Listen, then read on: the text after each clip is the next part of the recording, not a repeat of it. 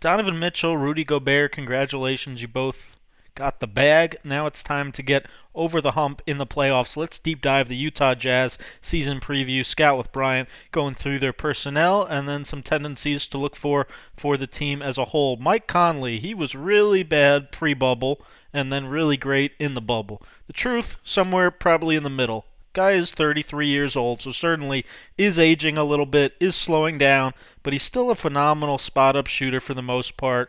Still very capable when he plays with confidence.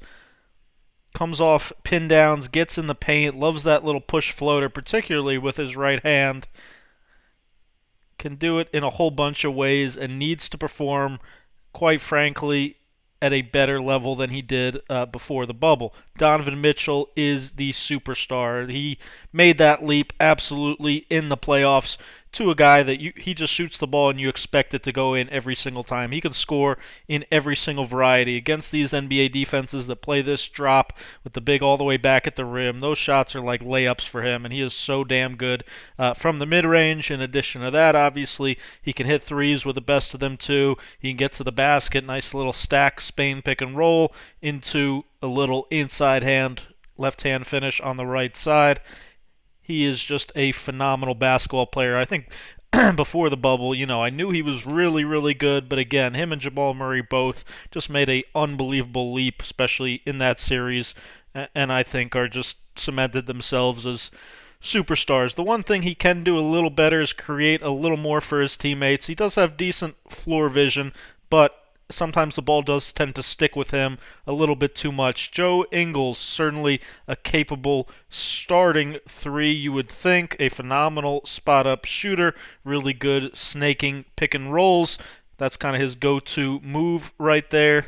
You'll see it again here. He loves to fake that little pass to Rudy, and somehow it gets him a left-hand, strong hand layup almost every single time.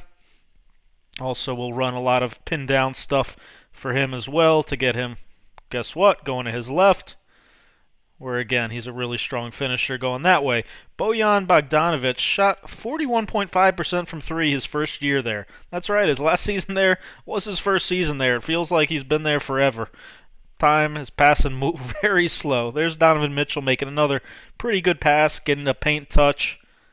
You see his passes don't have a ton of zip on them sometimes. He can get a little bit stronger in that regard, but Bojan is just a natural, pure shooter. I love watching him shoot the ball. He's one of the best in the game at this, too. The little shot fake, relocate, one dribble going to his side to get the shot off. Almost every three he shoots is just pure. I mean, the guy makes shots off screens. He makes shots from way behind the line. Super, super gifted scorer. He can also take you down to the post a little bit. He missed the bubble with the injury. Probably would have beat Denver with him. Can drive on occasion, finish with the left hand there. People do seem to assume Ingles and Bogdanovic will be the starting 3 to 4. I think they'll mess with it at times. I think Royce O'Neale will still get to start some. He is consistently around 37% from 3, which isn't awful, but as you can see, he's kind of the one guy out there that doesn't play with supreme confidence from 3, and that tends to hurt them in the playoffs because he's the guy teams leave open and he kind of gets in his head, doesn't always want to shoot the ball. He also doesn't really have any other ball skills. He's not a gifted ball handler, not a creator by any means. He can make the extra pass for sure, but here Kawhi Leonard put a little pressure on him in the corner, and he was looking for mommy to come help and somebody else get the ball. But otherwise, he plays his role well. Again, you just don't want him doing too much dribbling because this pass, yikes, assist. Just how we drew it up. Perfect. What he does do, where he makes his money, is on the defensive end. He is a 3-4. I mean, he can even guard twos, obviously, who can really guard the other team's best scorer most of the time. That is his role on this Utah team, and he does a damn good job of it. You see him here, really good technique, getting into Kawhi's body, fighting over the screen. As Kawhi throws a pass, I guess, out of bounds. Rudy Gobert, like we said, got the bag. What he needs to do now is play a little bit tougher. He gets fouled a lot, shoots 63% around that from the free throw line, needs to make those more consistently. But this is the area where until he goes up a little stronger than this. I understand it's the preseason, you're working on stuff, but they actually ran this play for him. This was okay. Preseason, we're going to give Rudy a little ISO post play, and that's what he comes up with. Just kind of leaves you always wanting a little bit more from a physicality standpoint on the offensive end. Needs to get better finishing these, just dunking them instead of letting teams foul him tenaciously and go to the free throw line. I know it's easier said than done, but again, when he gets down there, he's damn good as an offensive rebounder, but you got to finish that. That's got to be a three-point play. There you go. That's what it's got to look like. He's got to play with that level of toughness on a near nightly basis, at least a nightly basis in the playoffs. Otherwise, though, he is a phenomenal screener. He will get an unbelievable amount of screen assists, and if the guy happens to miss the shot, then he's, again, very good at following it up, getting tip-ins, tip dunks, certainly lobs out of it. But again, does have bouts of kind of softness, quite frankly, when he catches the ball that will annoy Utah fans pretty often. He's pretty much a sure thing if you can give him a dump off directly under the basket or throw him a lob. That he has no problem finishing. It's just the areas that require a little more work he doesn't always thrive in, where he certainly does thrive on the defensive end, the best rim protector in the league, the absolute best, playing this drop, pick and roll coverage, baiting the guy, not always committing, kind of just always plays in between. But one thing to keep an eye on, and I'll get to this later, they are having him challenge more shots this year, a little bit different than their scheme in the past. We'll see a little more of that going forward. Jordan Clarkson is the sixth man, and he is an elite scorer. My pick for sixth man of the year this season. He averaged 17 a game on 35% three-point shooting for them in the first round of the playoffs. He just came and fit perfectly in Quinn Snyder's system. Quinn has so many good plays for him, and he just is in a tremendous groove, was tremendous in the preseason, picking up right where he left off. He just, again, another guy like Bojan that you just think every shot almost is going in. I mean, he can create his own off the bounce, from the mid-range, little turnarounds. He's got a massive bag, as they say, and there's no solution really that he doesn't have in his game. Great at keeping his man on his back. Looks a little awkward sometimes, but he almost always, again, just finds a way to put the ball in the basket. I think he's the sixth man of the year this year, playing a full season with Utah. George Niang, three-point specialist. That is pretty much it. Above 40% last couple of years from three. You might not know that, but he is one of the elite guys in the game. It's kind of underrated. People don't realize just what a perfect shooter he is. He's almost like a poor man's Bogdanovic, but he can come off, same as Bojan, a little bit of movement sets, double drag special here, setting the first screen, then coming back off a pin down. This is what I love about Utah, though. Everything is run with a purpose.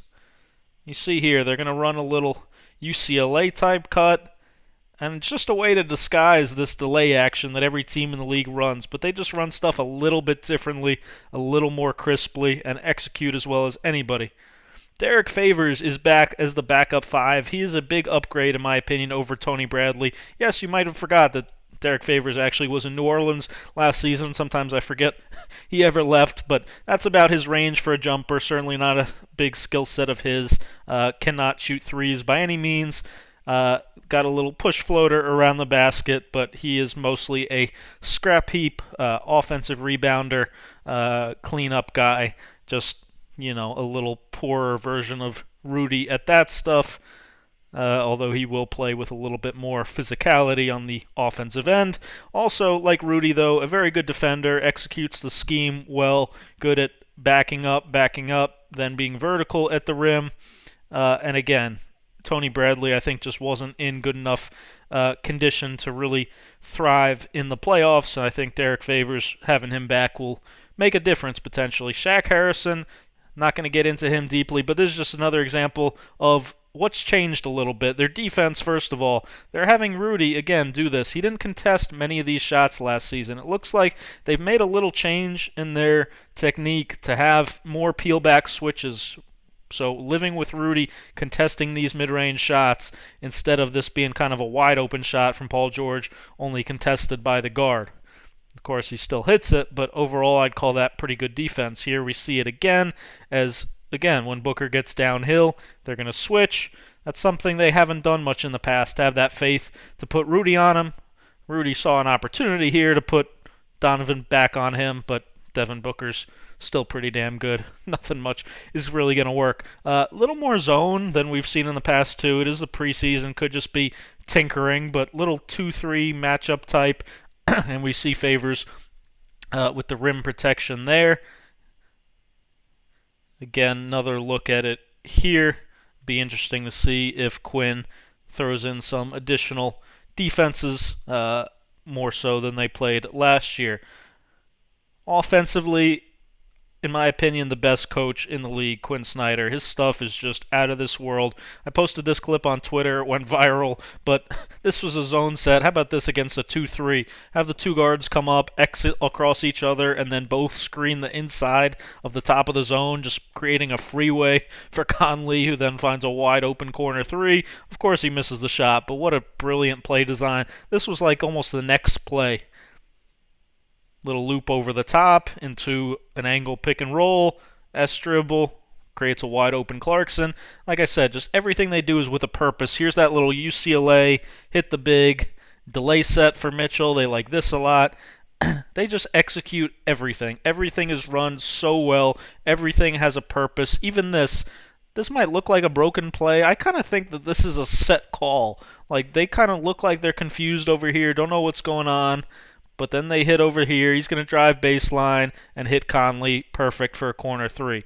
They create the shots that they want to get, which is a lot of open threes, a lot of driving kicks, and we see that just the style of basketball they play here. Multiple penetrations, ball reversal, beautiful, beautiful offense there. I think Utah has a great chance to finish as a top 4 seed in the West this season, and with as much talent as they have to get over the top in the playoffs this year. Thanks for watching. If you want to see a bonus video, almost 10 minutes, on Azubuike, Juwan Morgan, Mie Oni, and Shaq Harrison, just go right here, patreon.com/ScoutWithBryan. Subscribe for even $2 a month to unlock that video and 50 other bonus videos. Thanks for watching. Thumb up, subscribe.